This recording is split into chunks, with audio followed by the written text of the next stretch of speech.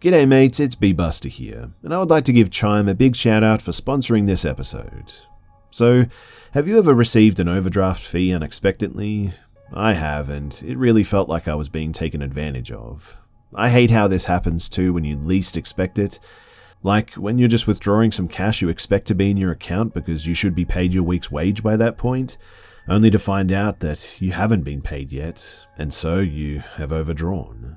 I've been there, and it really felt like I was scammed out of my hard-earned dollars. Well, kick off 2022 with a better checking account, with no monthly fees. Chime, an award-winning app and debit card, has no overdraft fees, foreign transaction fees, monthly fees, or service fees. With over 60,000 fee-free in-network ATMs at many locations, like most Walgreens, 7-Elevens, CVS, you can access your money when you need it, where you need it. You can also send money to anyone, even if they aren't on Chime, fee-free for you and no cash-out fees for them. Make your first good decision of the new year and join over 10 million people using Chime. Sign up takes only 2 minutes and doesn't affect your credit score. Get started at chime.com/be-scared. That's chime.com/be-scared. And in the spirit of transparency, just know that banking services are provided by and debit cards are issued by the Bancorp Bank or Stride Bank, NA, members FDIC. Get fee-free transactions at any MoneyPass ATM in a 7-Eleven location and at any Allpoint or Visa Plus Alliance ATM. Otherwise, out-of-network ATM withdrawal fees may apply. Also, sometimes Pay Anyone instant transfers can be delayed, and the recipient must use a valid debit card or be a Chime member to claim funds.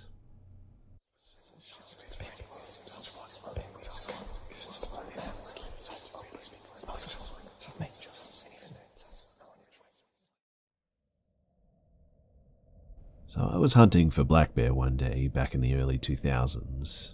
The area that I was hunting in was northern Clinton County. My ex-brother-in-law and I enjoyed the area and spent many a season scouting and hunting these lands. This part of the county is filled with long hollows, steep inclines, and hard-to-access trails. We both like to do our own thing and hunt separate terrains, and I would often dive down into the hollows while he scoured the ridgelines, hoping to get a shot at whatever I pushed over the tops. We both carried pretty bumped-up two-way radios to keep a general idea of where we were, although often the terrain made it too difficult for good reception. This day was a typical PA bear season day. It was on the Wednesday of the season, third and last day of the brief season that it was back then. The woods were quiet, with no distant whooping and yodeling of various opening day camps pushing drives through the woods. The weather was cold, grey and windy when we separated to begin our hunt, and continued on throughout the day as well. I spent the day still, hunting down this long hollow south of a little town in north-central Clinton County, with the idea of meeting my brother-in-law at the top of the ridge at the agreed time of 4 p.m, giving us plenty of time to hike together the few miles back to his truck. After hunting all day, I found an old game trail that appeared to sort of meander its way back up to the ridgeline towards where I knew he would have been waiting for me. After close to an hour, maybe around 3:30 I would guess, I made my way 2/3 of the way up to the top, stopping often, scouring the slope for that jet-black fur of a roaming bear. Along the trail, I came upon a long-ago used fire ring. It was very rudimentary in its build and appeared to be used only once, I would guess. The ring's rocks were covered in something and only had the faintest of traces of black from a long-ago fire. I found it odd that a fire ring would be here, considering the steepness of the slope, but it was a very small, somewhat level ledge. There I figured that I would sit and eat the rest of my packed food and sit still, hoping to catch a final chance to see a bear. All the while, though, I don't know, it just felt odd, somewhat unwelcoming, like I shouldn't be there or something. I almost felt like I was a forbidden interloper in someone's valued spot or something. I sat for maybe 20 minutes and thought that it was time to continue the trek upward to my bud. As I stood, I slung my backpack on and reached down to sling my rifle over my left shoulder, but as I stood up, I heard my name called loudly. It didn't really sound like it was behind me, rather sort of all around in my head, if that makes sense. Just as I was going to turn around, my rifle was all of a sudden slapped off of my shoulder. I felt the force, I heard the sound of something slap against the wood of the stock, and crouched quickly to save my gun from dashing into the rocks at my feet. I grabbed it in the nick of time and quickly turned around with a mouthful of "mother" for who I thought was going to be my brother-in-law joking with me. But when I did, there was nobody at all there. Absolutely no way anyone could have rushed off without me either seeing or hearing them too.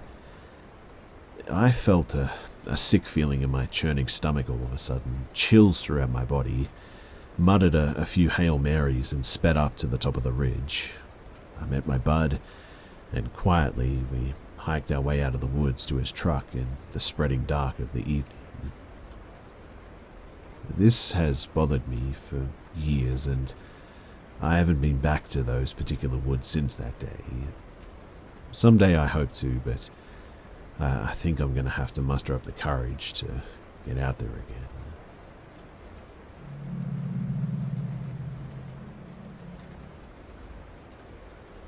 So this may be a bit long, as it'll take me a little bit of time to paint the full picture for you guys. I live in an area of the northwestern United States that is heavily forested and mountainous, with a large river valley that was carved out of the earth by the movement of glaciers, probably a millennia ago, and thus there are many leftover deposits of glacial sediment forming high plateaus, separated by deep ravines, most of which hold small, heavily forested swamps in between them. Most of these ravines and canyons are too steep and the soil much too loose to make travelling over them feasible, even for the local wildlife, and so many of them act as their own sort of little ecosystem, each one cut off from the next by walls of glacial silt. I think it's noteworthy enough to mention that this whole valley is sacred to the surrounding indigenous people, known as the Eye of the Dove, and was used as a massive burial ground at one point. Now, roughly 1 year ago, I decided to go and take myself out for a day of harvesting some of the spring wild edibles that grow in these swampy oases, wild onions, wild garlic, and the like. I decided to go to an area I'd yet to explore. Although I was quite familiar with the surrounding area, the specific ravine was news to me. I packed my bag, inspected my rifle, and set out walking, eager to see what Mother Nature would provide me with that day. Upon arriving at the entrance to the ravine, I paused to take in my surroundings, listened to the migratory birds singing their songs, and noted that the wildlife was busy as ever, going about their day-to-day lives amongst the timber. I set out through the undergrowth, eyes to the ground, searching for anything of interest. After walking about a quarter of a mile into the ravine, I took a short break to sip some water and pick some pine buds for tea, and it was at this point that I became aware of the most overpowering silence I've ever heard.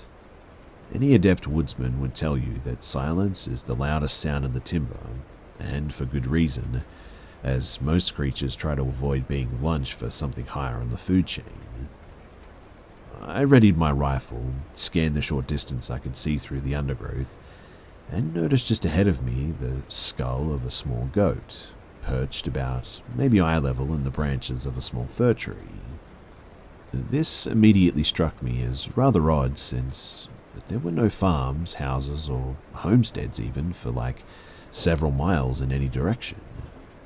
Curious, but somewhat unnerved at this point, I decided to press on and chalked it up to someone trying to keep people away from a good foraging area, although that really didn't explain the silence.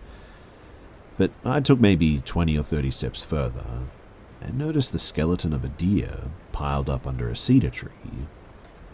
I made my way over to it, inspected it as I collected bones as well, noticed that it was still quite ripe, and decided to move on. As I was looking up from the first bone pile, I noticed another one, this time a cow elk, not 15 feet away.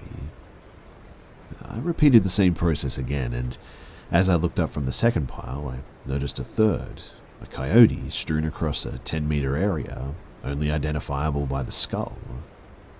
Rather nervous at this point, with the hair on my neck standing up and the electric feeling of adrenaline in my gut, I scanned ahead, and to my dismay I could see multiple skeletons of various animals, all in various states of decay, perhaps 6 in my immediate field of view. Most were deer, with the occasional elk, coyote, and what I figured to be either a young mountain lion or a lynx, perhaps. By this point, I had my rifle shouldered, all my body systems on high alert. I moved forward as stealthily as I could, and began to count the corpses in my immediate field of view as I passed them, and noted the smell of decay mixed with the pungent scent of the swamp that was heavy in the air now. It seemed like there were new piles of bones, skin, or fur every 20 feet for the approximate 300 meters further I moved through the swamp. Mind you, everything was still dead silent, and due to the dense old-growth cedar, very dark at this point too. Coming close to the end of the marshy area of the ravine now, I entered a small opening in the timber, with just enough of an opening in the canopy to provide a much-needed bastion of light. No less than a second after I stopped, I heard what I can only describe as a Louisville slugger swinging harder than any man could swing make impact with a tree somewhere out of sight ahead of me. This happened 3 times in quick succession each time, and it was an ear-splitting crack. It caught me off guard too. I've spent most of my life roaming the woods, and I've never heard anything like it. I felt the adrenaline rush over my body, the extreme sense of heightened awareness that comes with fight or flight. Every hackle on my body was up now, and the only noise discernible in the immense silence that followed was my own heartbeat. I said out loud the only thing that came to my mind at the time, which was "message received," and promptly about-faced and made my way out as quickly as I could, without losing any situational awareness I had left in the near panic that I felt. I've since been back to this place, with a party this time, as I refused to go out there alone, and after leaving it was agreed that the whole area had a feeling like it didn't want us to leave. Maybe it was just nerves, perhaps the placebo effect, but recollecting this whole event has given me goosebumps, and I don't think I'm going to be sleeping well tonight. I'd be very interested to hear what you all have to say about it, because, to be honest, I'm a bit lost.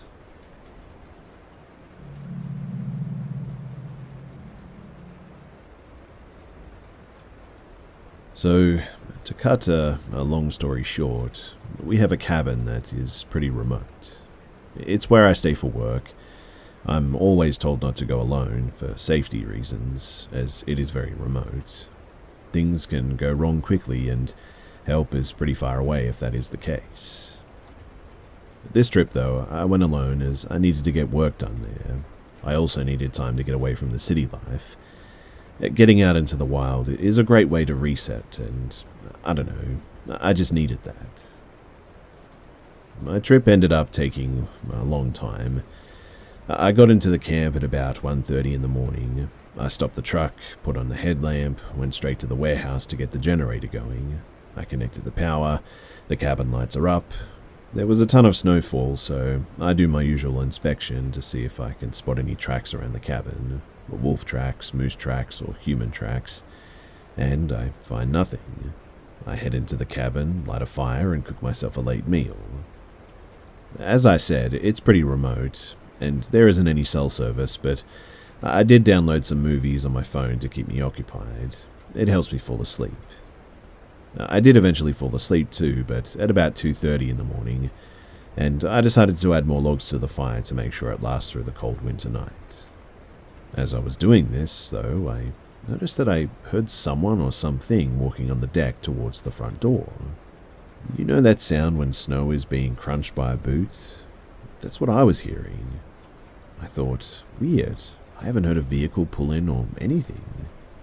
So I listened just to be sure that I'm actually hearing this correctly. But then, I'm 100% sure that there is somebody outside. I get up from the chair where I was sitting, and then immediately look out the window, then move to the front door to unlock it. Then I look towards where I was hearing these footsteps from. I call out to see if anybody was there, but nothing. I thought to myself, well, Whatever it is, it wants fear, and there's no way that I'm giving it that. I closed the door and locked it to be sure. I stayed up for a while longer to listen, but there was nothing. I thought to myself, well, maybe a marten, which are common critters around these parts. So I fall asleep, and the next morning I check for tracks, and there were prints. There were some, but I couldn't confirm that it was mine, or if maybe it was somebody else's. To be honest, I'd forgotten to check the moment that I got up, and I'd walked by there a few times that morning to use the bathroom, so they could have been mine, but then again, they did look a little different. I have gone back there with company, as I usually do. I stay up a little later than everyone else to listen for those footsteps these days, but I've never heard them again. Where I'm from, legend states that when alone in the wilderness, something will play tricks on you and you're not supposed to respond, as its goal is to bring harm to you.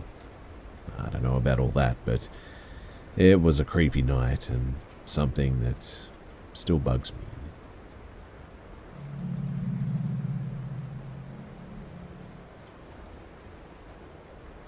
Growing up in a Mexican household, my mum and I never really had the best relationship. I was 9 when it happened, and I was getting bullied at school, and home was no better because we were poor, and I was getting yelled at a lot for being lazy. I didn't talk much as a kid, too. I didn't think I had anything interesting to say or that anybody really cared about what I thought, to be honest.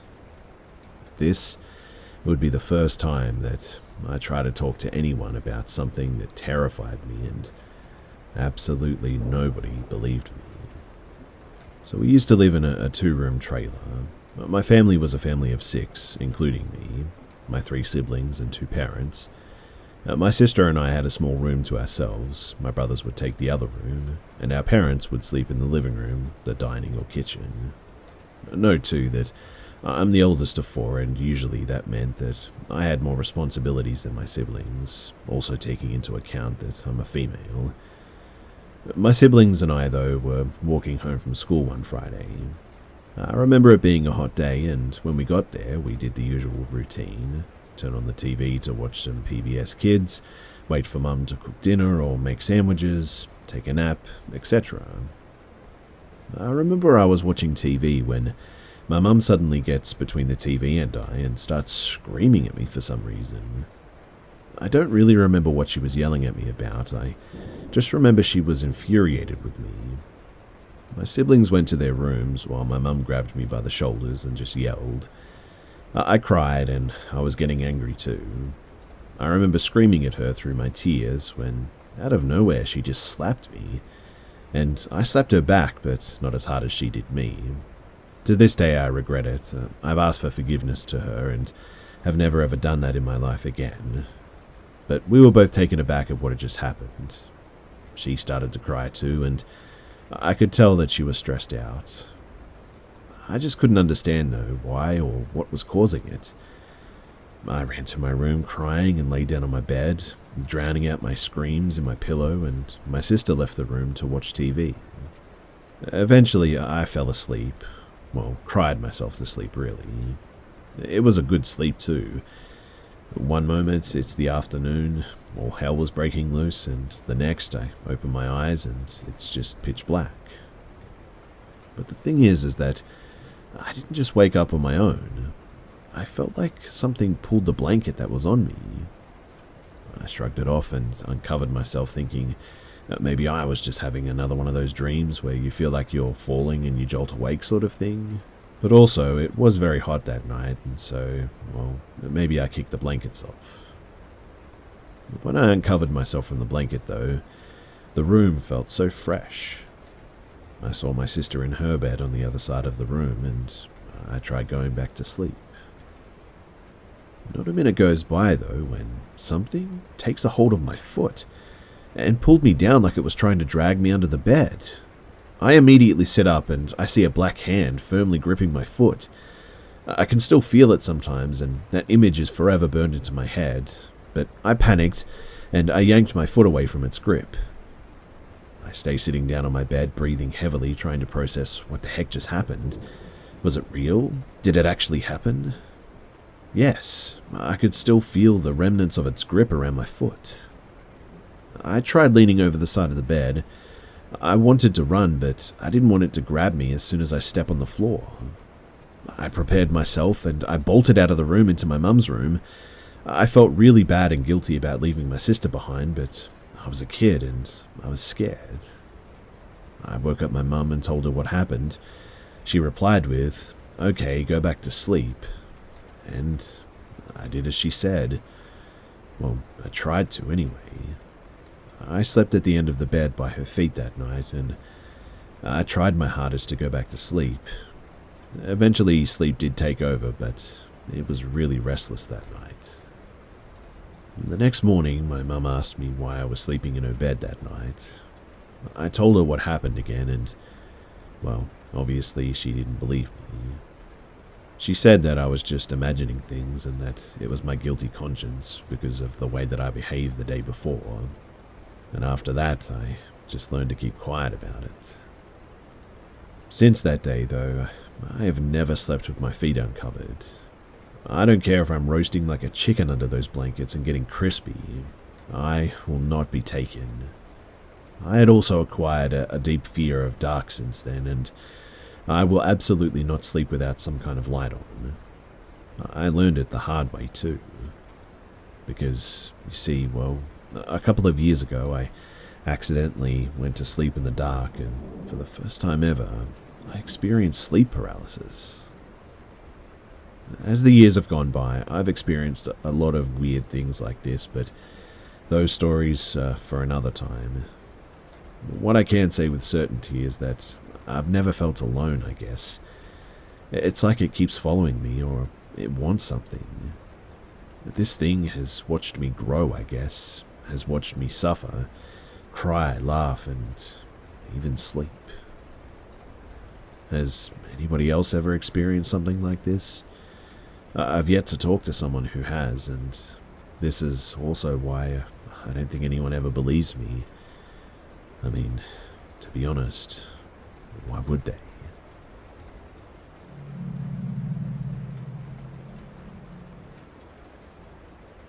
I live in New Hampshire in the southern suburban area. When I was younger, and also currently, I lived in a couple of places because of divorce. I'll start with my mum's house.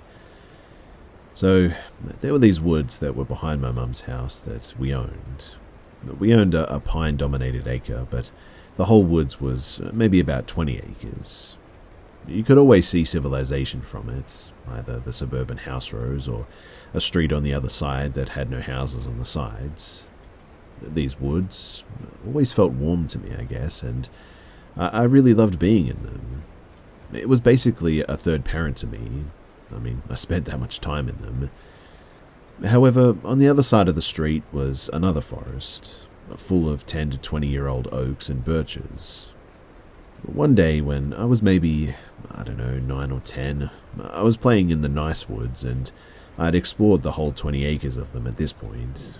Then I decided to check out the other woods on the other side of the street. The road was flanked on both sides by forests, and there was a nursing home down the street. I crossed the street, and the moment that I entered this forest, my mind was telling me instantly to just get out. I had a sensation of being watched. However, I've always been a curious one, so I pushed deeper until I came to a circular, thinner part of the forest. Not a clearing, but where there were like piles of trash ahead of me, and not drug paraphernalia or anything, but old food and trashed clothing, things like that. And now my inner voice was screaming at me to get out, get the heck out of here. So I ran back through the woods as fast as I could until I reached the road. I went back into the nice woods and I felt fine. Now, about 4 or 5 years later, I was kind of bored with the woods behind my house and wanted to check out the other forest again. I go back, now with a knife in a holster, to explore. I had my hand on my knife the whole time. I had the being watched and get out feeling again. I never found the thinned part, but I did find shoes. Dozens of old rotting shoes. There was also a camping stove, an old propane can, food trash, and a camping pot. I picked it up and took it home since I needed a cooking pot for camping. I still have it, in fact. But the part that actually scared me, though, were the shoes. All kinds of them. Nice shoes, little shoes, women's running shoes, baby shoes, all at varying ages and states of decay. I was freaked out by that, but I decided to keep pushing this time. Eventually I got to this 35-degree embankment, which I climbed, and I found a residential area above it. There was a thick fence with no gate, and the other houses had no gate either. The trash and the shoes were too deep in the forest to be thrown in by uncaring homeowners. So I finally decided to leave. I was super scared by the time that I got out of the forest, and I was and still am a very emotionally stoic person, so that was pretty unusual for me. However, the worst experience I've had yet was at my dad's house. Well, this was more like his neighborhood, I guess you could say. It was a very tightly packed neighborhood too, and it was surrounded by thin forests. Small forests of huge pines separated houses. It was in a city, but every now and then I would see a moose or a deer. Moose are very, very rare down here though, so we didn't really see them often. One day though, I was walking my dog during dusk. It was almost nighttime by this point and the street lamps were on. I got close to a turn on my walking path with this pine and oak forest, and I could have swore that I spotted something in the forest. I froze out of terror too.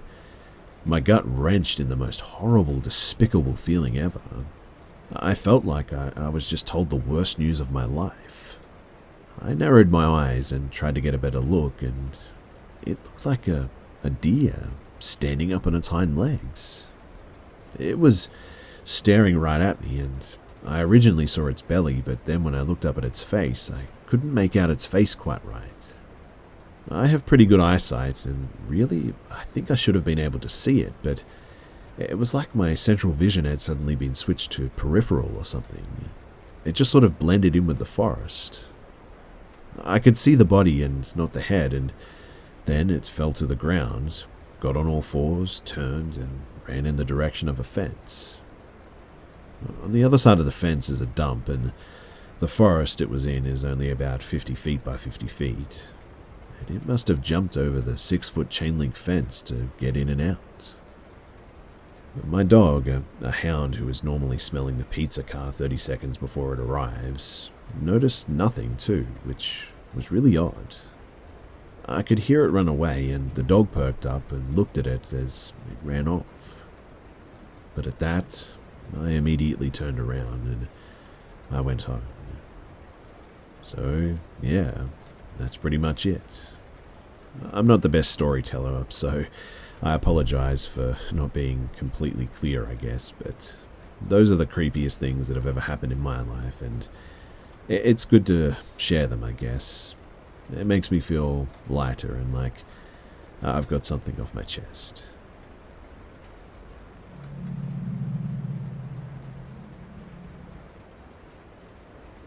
So, I'm a truck driver, and how my job works is I'll drive to a halfway point and meet with another driver, and we'll switch loads and turn back to go home. And well, our meeting point is this parking lot in this ghost town. At least I'm assuming that that's the case, given everything surrounding it is abandoned and no other points of interest nearby for like several miles. I've been doing the same thing every night Monday through Friday, and sometimes we arrive at the same time, sometimes he waits for me, and sometimes I wait for him. Well, last night I arrived before him, and I got out to stretch my legs and have a smoke. This is around like 11:40 p.m. While I was standing there, I noticed someone walking up the street. My lights are off and the parking lot is dark, so there's no way to see me, but thanks to the lights from the highway, I can see him. I don't want to be seen by him, so I toss my cigarette on the ground and I get into my truck slowly, making as little noise as possible. I climb into the back of my sleeper and close the curtains, but look out the window and all of a sudden I see an entire group of people, all wearing the same t-shirt, walking slowly in a line but stopping for a second every third step. There were possibly 20 or so people in the line, I would guess. I call the other driver to warn him and look through a hole in my curtain as they walk by, and then out the other window and see them just sort of casually walking down the road. Yeah, like they were walking down the middle of the road. Like I said, they were all dressed the same too. It was the weirdest thing that I've ever seen. I didn't get out once until the other driver showed up, and we swapped and left, and this was in Louisiana, about 30 miles from Hammond, and it's still the strangest thing that has ever happened to me on the job.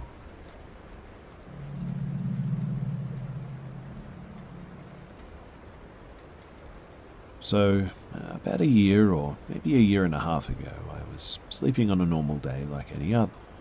I had a dream that I was in a tiny red room that had no windows nor any doors. I was sat on a wooden chair in the middle of that room, and out of nowhere, a scrawny, ugly demon approached me. He looked me dead in the eyes and said, "Give me your soul. I'll give you anything your heart desires. Fame, money, power, you name it." In all honesty, I gave a good thought, but eventually I denied the offer. The demon replied, slightly annoyed, "I will not ask you again. Think carefully." This time I didn't even bother to think about it though, and I just said no. The demon then let out the most horrifying scream that I've ever heard, as if someone was killing a human and a goat at the same time or something. It's the only way I can describe this scream, but I immediately woke up. I was sweating and I felt as if my head was about to explode. I was sort of looking around the room when I looked at my door frame to see a silhouette of a person standing there. I nearly jumped off my bed before I heard my dad's voice, and he said that he ran to my room because he heard my screaming and rushed to see if I was okay. I told him that I just had a bad dream and that he had nothing to worry about. He then asked me what the dream was about because I screamed way too loud. I sighed and told him what I was dreaming about, a demon who wanted my soul in exchange for money and power and stuff. And he said, "So, did you accept the offer?" I was at a loss for words for a second before I replied, "What? No. You're one of the most religious people I know. Out of all the people to ask me this?" And then he just said, "You're an idiot," and then just went back into the hallway. I was, in all honesty, beyond ticked off at this point, and I got up from the bed to go to his bedroom to confront him about it. So I enter his room and turn the lights on to see that there's no one. I was like, maybe he's gone to the kitchen, but again, nothing. The kitchen was empty. In fact, I searched the whole house and he was nowhere to be found. And then the reality hit me as I sort of just froze in fear. I remembered that he was out of town for a few days for work. So, who was that?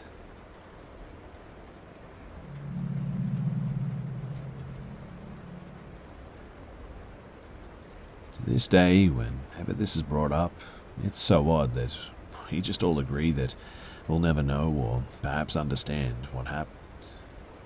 22 years ago on Halloween, my high school girlfriend, myself, and two friends were driving around.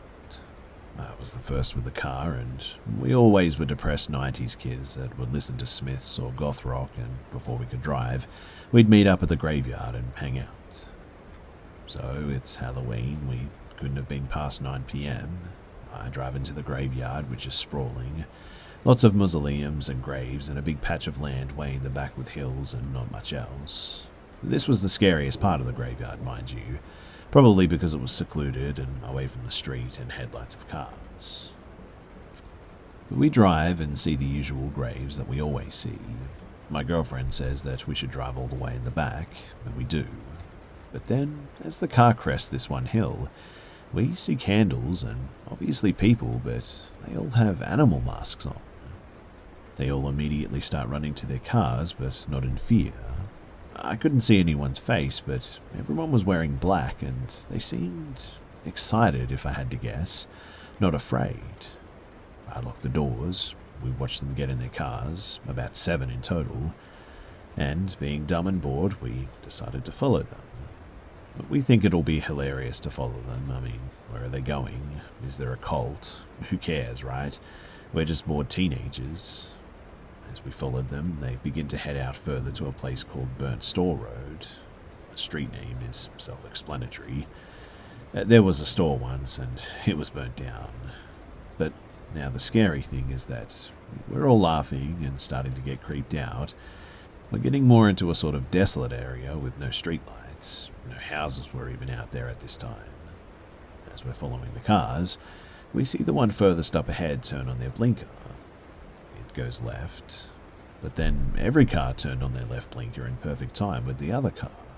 The first car turns on the blinker, and before it can even blink 3 times, the next car has theirs on too. What was weird though is that all of the blinkers synced up perfectly, and at that we sort of all stopped laughing because it was a bit strange. Still following, we take a side road that goes to, well, who knows where. The music is turned down, and now we're discussing just turning around. The feeling in the air was just ominous quite suddenly. But we follow them for about maybe another mile with all their blinkers still synced up perfectly, mind you, and they begin driving up this, not a hill, but a very large constructed almost sand dune looking thing. This was the time where the land was being dug up to make a river or something. I stopped the car. I decided that this was all too weird, and we don't want to see what's on the hill with these weird circus clown cars with all their blinkers going. So we turn around and we begin going back the way that we came from, which is still miles and miles of nothing. No street lights, no house lights, not even lines for lanes in the road or anything. The miles tick by though, and the mood lightens a bit, I suppose. We start laughing and playing music again, and as a joke, I flick off my high beams because, well, I'm an idiot. And my girlfriend finally has enough and yells to turn my lights back on. And the first thing that we see is a very large old clawfoot bath directly blocking our path, taking up what would be 2 lanes of the road. And that tub was definitely not there the first time that we drove out. There was only one way in or out of this place where we were going. We get out of the car cautiously, and nothing is funny anymore. We move the tub with a lot of effort off the road. If a car hit it, it would have been an absolute disaster for sure. But we all got home safely, thankfully. But I often ask myself, were those animal mask people baiting us? Did they purposefully just wait for people to find them and then have someone place the tub there like that? And the blinker synchronization was just so odd, along with this giant, hill that those cars were so swiftly driving up. I don't know. The whole night was weird, and the whole thing felt a bit like a setup, but what do you guys think? Am I just overthinking it?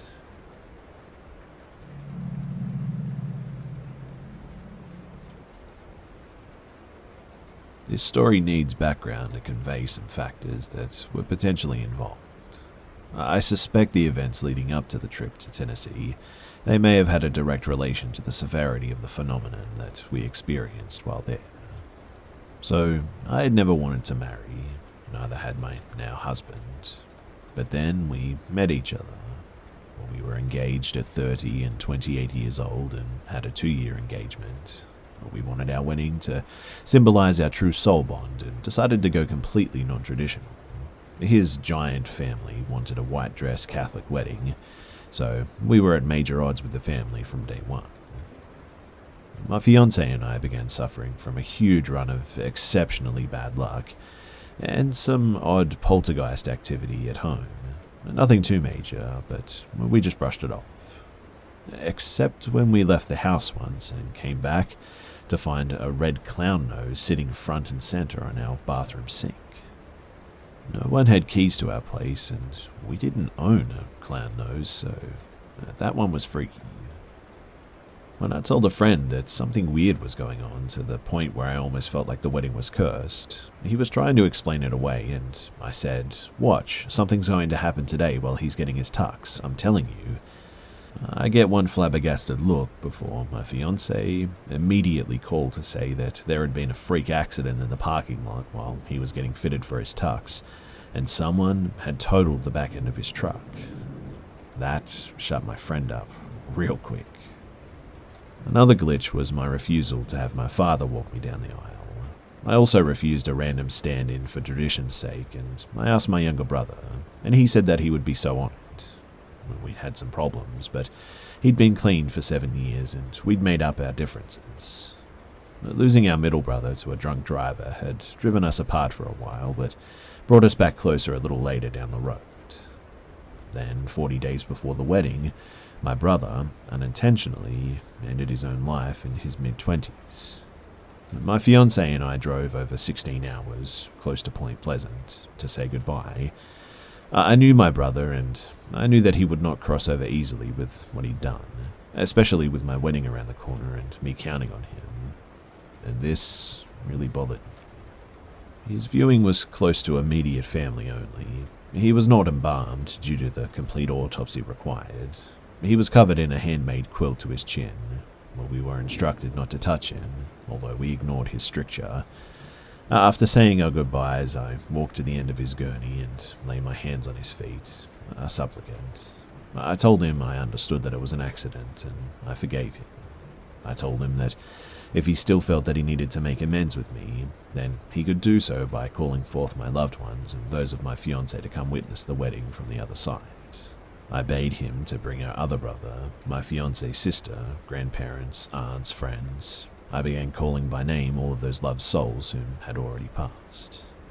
Do this, I told him, and there'll be no debt between us, and you can rest in peace. The looks on my family's faces were priceless at this point, but I felt that this was something that I needed to offer. I had a pendant made when I returned to New Orleans. On it was my favorite picture of my two brothers. I wrapped this around my bouquet, and although it seemed to the wedding guests that I walked the aisle alone, I knew that both my sweet brothers were right beside me in spirit, because they would never miss the wedding of their sister, especially with Hector actively dragging them across the veil to fulfill his last obligation to the living. So, my new husband, Eli, and I went to a rental cabin on Bluff Mountain for a honeymoon week. I don't want to name the specific cabin in case I'm not supposed to, but I will say that it was very rocky and with a raccoon theme. Bluff Mountain is in Pigeon Forge, outside of Glattenburg in the Smoky Mountains.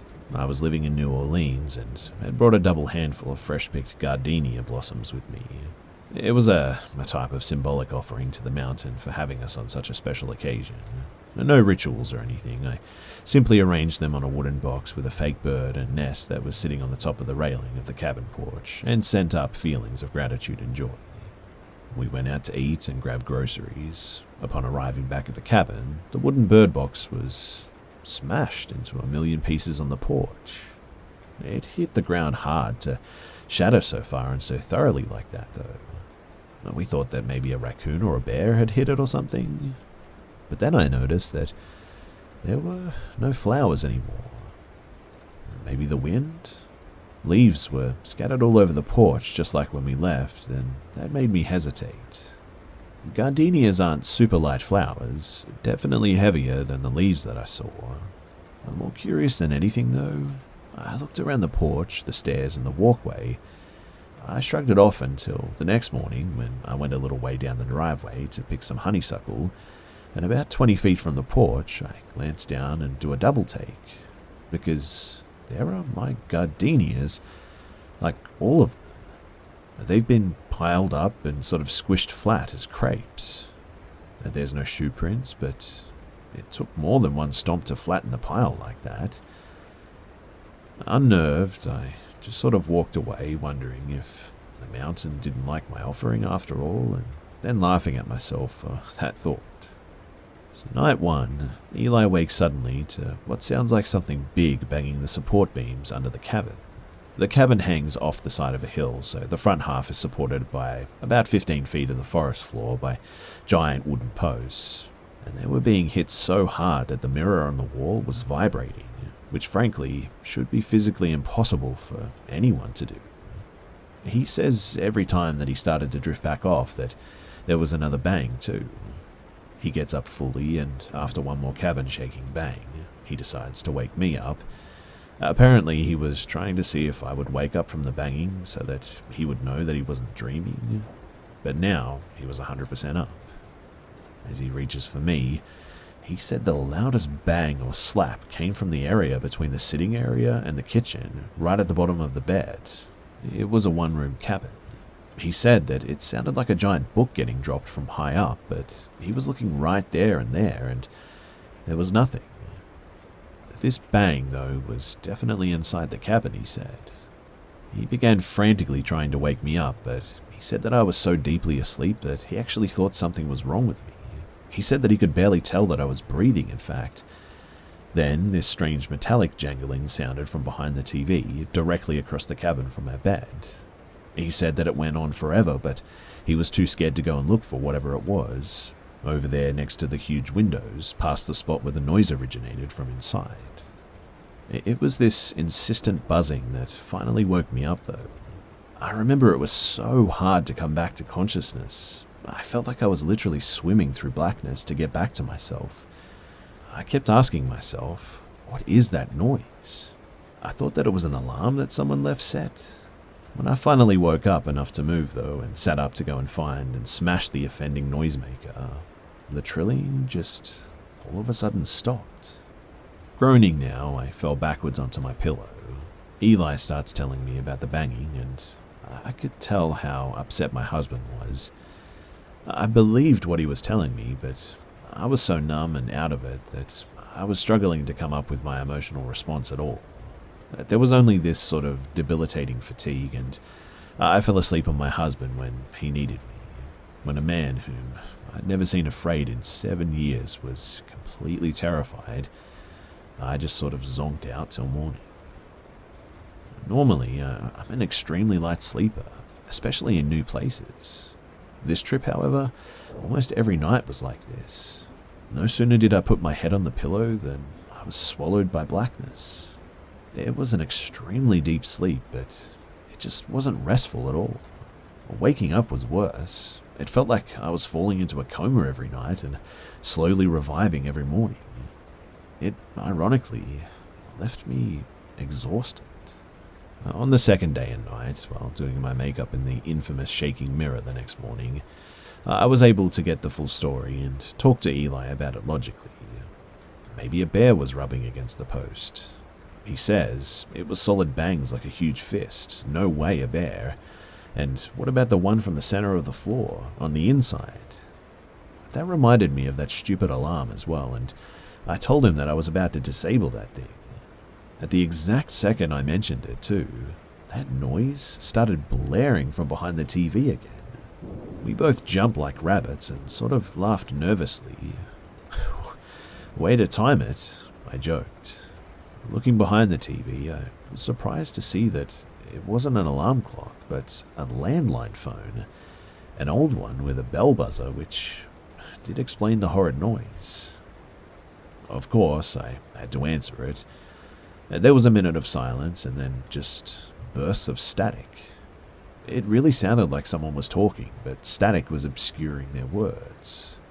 I told them to move to get better reception. Is this cabin management? The silence or garbled talk continued for a while before eventually I just hung up.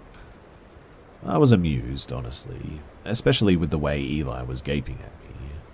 When I hung up, he immediately unplugged the phone, said management had both our cells, so it was probably a prank call from someone who stayed here before, but we're not playing along and ended up in a deliverance scenario. Smart man.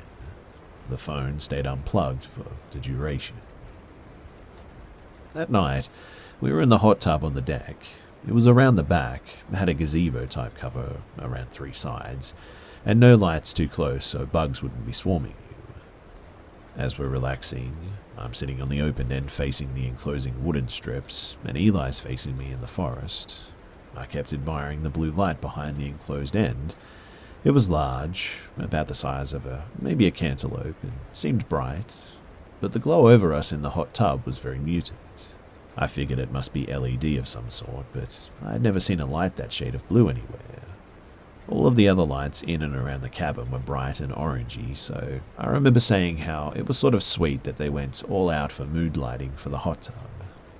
Eli both looked at and commented on the light as well, and when we decided to get out for the night, the light blinked on and off in what looked like a purposeful sequence before shining a few more seconds and going dark. We commented that it was strange how the light just burnt out like that, and how we were sad to lose our mood lighting. I decided to call the next morning for a bulb, and when I woke up, I first walked around the rear of the cabin to see what type of pole or other fixture was the one that we needed serviced. There was no pole, fixture, or any other light source behind the hot tub. No cables, no wires. The main officer later confirmed the instability of the soil back there prevented anything that wasn't heavy duty from being installed, so no lighting was ever put back there.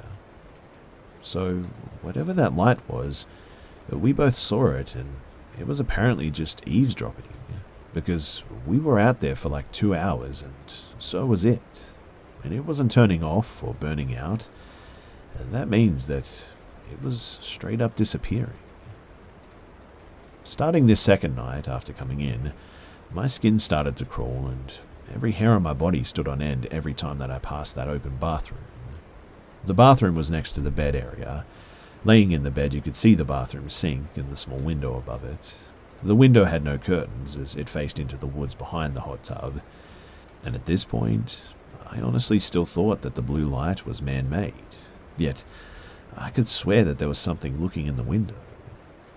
I'd been leaving the bathroom door open because I liked looking out into the forest from the bed, but now I tried to keep it shut without Eli noticing. I was being weird for sure, but Eli told me the next morning that every time that he would start to drift off, a resounding bang on the posts under the cabin would jolt him up again. He said that he was freaked out too, because no matter how long or short a time that he waited to lay his head down, it was like whatever it was knew exactly what he was doing, even though he never got out of bed. Once again, he was wide awake and also terrified, and nothing he could do would rouse me, even the slightest. On the third night, after scrubbing ourselves as best as we could in the highly stinky sulfuric water of the cabin, we were getting ready for bed. Walking from the bathroom to the bed, I realized that I forgot to shut the bathroom door. Since Eli was already laying in the bed looking at me, I just kept on toward my side of the bed, telling myself to stop being so ridiculous, even though I could have sworn that at that moment, something was looking in that window. I had already looked out several times, though, and I couldn't see anything out of place. But, I don't know, I could still feel it. Eli quietly asks me if I can shut the door. Why, I ask. Because that window gives me the creeps. To talk about validation, right? That night, too, I had some really disturbing dreams, but I can't really remember them. Eli, however, suffered a severe bout of SP that night, although he swore it wasn't SP because he says that he sat up, kicked and yelled at her.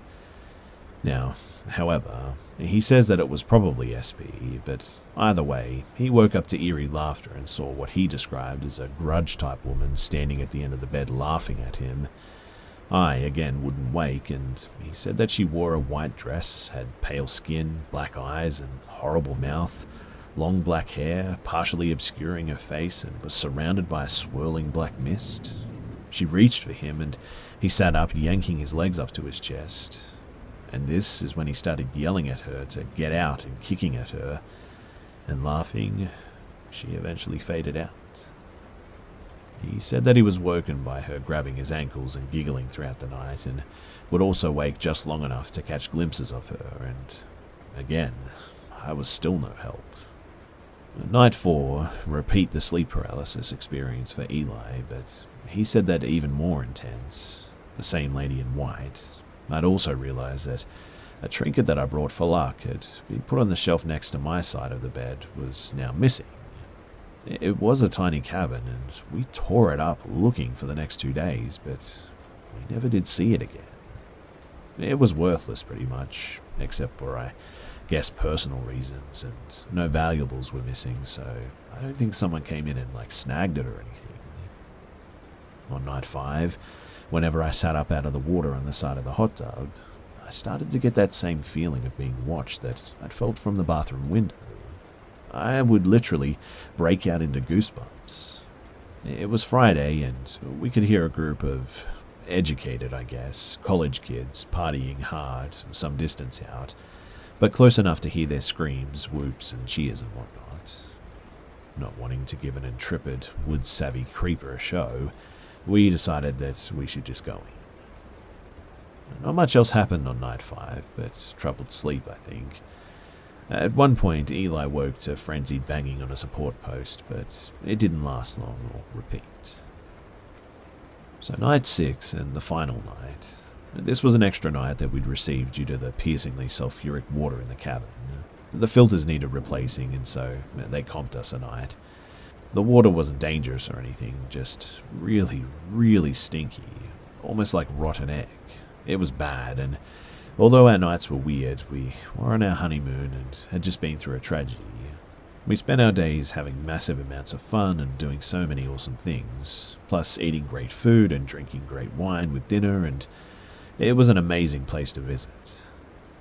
So our last night in the hot tub, it was wonderful. Until I start feeling that intense regard from the tree line for the second night in a row. But this time, it's worse. I can actually feel the ill intent in this gaze.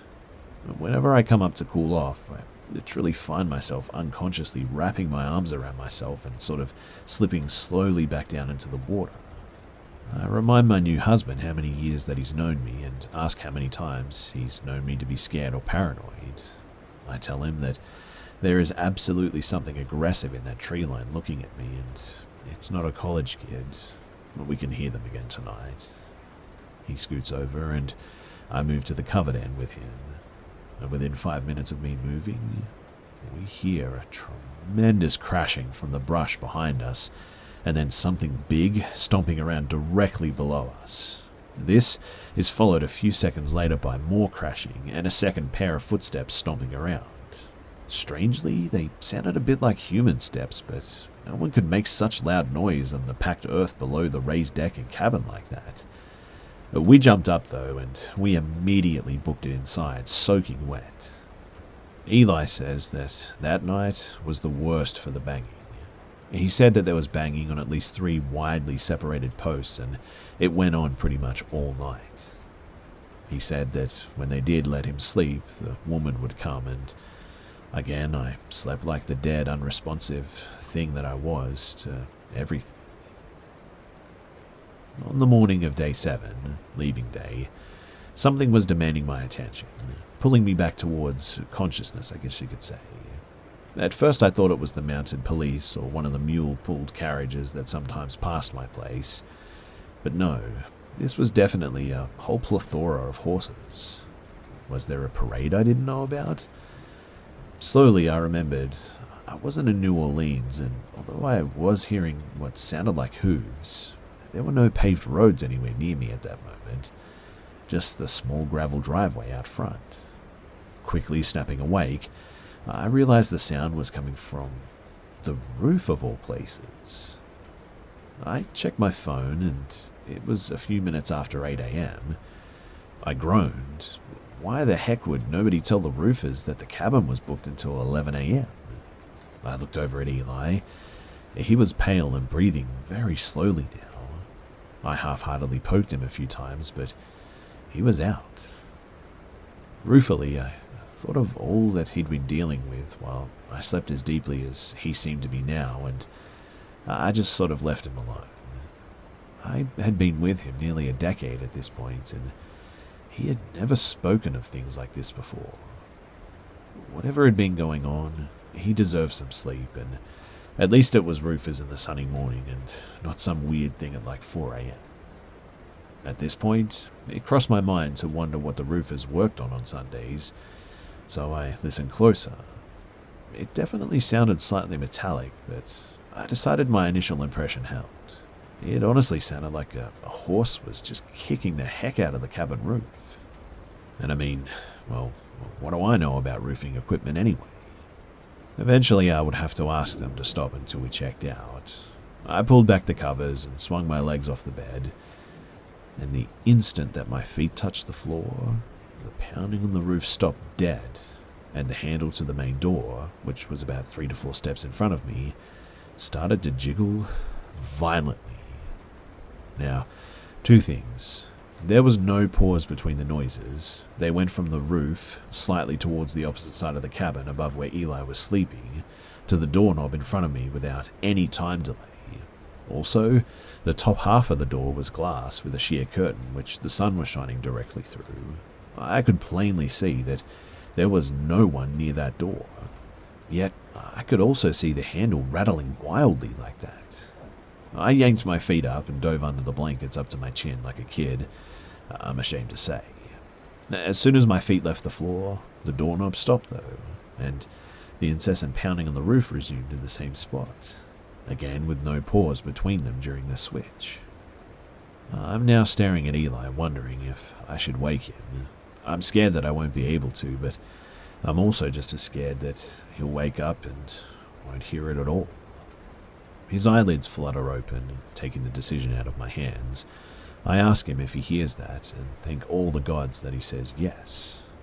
I'm hesitant to talk about the door when he just opened his eyes, so we talk about what it sounds like first. He also immediately goes to the roofers, and I ask if that sounds like a hammer to him, and he says no actually. We agree though that it does sound like hooves or something slightly softer than metal. This whole time I realize that we've automatically been whispering, and this pounding just keeps going on and on. Looking around the cabin, we see the mirror shaking, glasses in the kitchen area rattling, the cabinets quaking. Whatever is on this roof, it shook the walls of the cabin repeatedly. The pounding lasted about 35 minutes because I checked my phone right when it woke me, and right after it stopped, from about 8:02 a.m. to 8:36 a.m. Although I'm not sure how long it's been going on before it woke me, and it was loud and strong and absolutely terrifying. We lay whispering for a long time. No way was this a person or people. We started thinking that whatever it was trying to bust in through the roof, although the glass doors would surely have been easier to get through. When Eli said that he was going to get up to take a look, I told him about the doorknob shaking when I tried to get up. After a brief hesitation, he threw back his covers and sat up. The pounding stopped. He and I both froze. And then, a terrible grating noise sliding on the roof broke the silence. We both looked at each other with huge eyes and pale faces. Was that claws? I hissed in the quietest voice that I could manage. He leapt back up onto the bed, and the banging resumed. The quietest discussion ever followed about if we'd really just heard claws up there. And we both thought that it was exactly the sound huge claws would make, but really, it could still be anything. Eli grabbed his legally owned firearm from his bedside drawer before quickly standing. The pounding stopped for a second to allow for another grinding rasp to sound across the roof. "That is definitely claws," I said. The pounding immediately resumed, twice as fast and even harder if that were possible. I could now feel the thumps reverberating through the bed even. Eli told me to stay inside and listen. Whatever it was, it sounded huge though, and he needed me to let him know what direction that I heard it move, if it ran out of his view up there. He burst out the door and aimed his gun at the roof, and the pounding immediately stopped. There was absolute silence. There was no sound of running anywhere on the roof, and the roof didn't have anything on it. In addition, being perched on the side of the hill as the cabin was, with no trees close, there was really nowhere anything up there could have gone. Well, we packed at max speed after that, but did have one last smoke in the driveway to help with the shaking and the nerves. It was open, so it seemed relatively safe now. while we were smoking, we could hear the people who had been partying the last few nights. They were all out yelling for a missing friend. We heard them yelling about the last time they saw him, which was apparently the night before. Well, we could hear their panic as they screamed his name over and over. Eli and I tried to find the group to help look and ask if they had seen or heard anything weird. However, the winding one-way dirt roads were confusing and we ended up getting lost. We actually think that they may have been locals and we just couldn't get to them because we're on a rental cabin road, which maybe didn't connect to local roads or something. Anyway, I really hope that they just found him out there drunk in a bush somewhere or something, because I sort of regret not being able to locate them and at least help them look a little. I have no idea what that was. All I can say is that nearly every major paranormal thing showed up. From orbs and weird calls and poltergeist activity to cryptid-type goings-on and the lady in white. Yet it all really did seem like one thing, sort of in different outfits, if you will. After coming home, we had no more weird activity at the time. I did request for the departed to stand witness from a deceased brother who owed me a favor, but I specifically requested only the blessed dead and only for the wedding ceremony. This, though, didn't seem like protective ancestors, so I don't think it was necessarily related. In fact, I actually lean towards some type of nature or elemental type guardian spirit personally, but obviously that is huge conjecture. And although he said differently at the time, Eli now actually thinks that it might have been Bigfoot, although I don't think it was. Anyway, if you made it this far, thanks for your time in listening about my oh-so-memorable honeymoon. If you have any ideas about what we may have encountered, then you're more than welcome to comment. In fact, I would love to hear from anyone about what they might think this is. Thank you, and best wishes with everything.